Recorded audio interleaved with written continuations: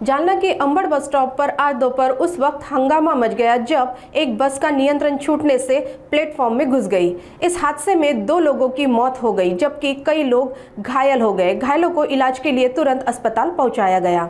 सड़क पर दौड़ते हुए कई बार एसटी महामंडल की बसों को लेकर हादसे सामने आते रहते हैं, लेकिन आज जालना में अंबड़ बस स्टॉप पर बड़ी दुर्घटना ने यात्रियों की सुरक्षा पर कई सवाल खड़े कर दिए। एसटी महामंडल की बस अचानक प्लेटफॉर्म में घुस गई, जिससे वहां खड़े लोगों में अफरा तफरी मच गई। इस घटना में 2 लोगों की मौत हो गई और कई लोग घायल हो गए। हादसे के बाद घायलों को अस्पताल में भर्ती कराया गया। घायलों में 2 बच्चों का समावेश है। उनका निजी अस्पताल में इलाज जारी है। पुलिस अब मामले की जांच में जुटी है।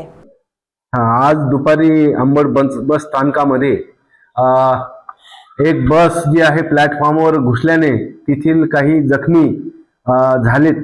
त्यातले काही जखमी उपजिल्हा रुग्णालय अंबड येथे गेले, तर काही जखमींना जिल्हा रुग्णालय जालना अपघात विभागामध्ये संदर्भित करण्यात आले होते। त्यापैकी 2 गंभीर झालेले असून त्यांना डॉक्टरांनी मृत घोषित केले। मुरलीधर आनंद काळे वय वर्ष 60 राहणार शेवगा, तसेच दुसऱ्या मृतकाचे नाव आहे खलीलुल्लाह शेख वय 70 वर्षे राहणार बुरहाननगर जालना।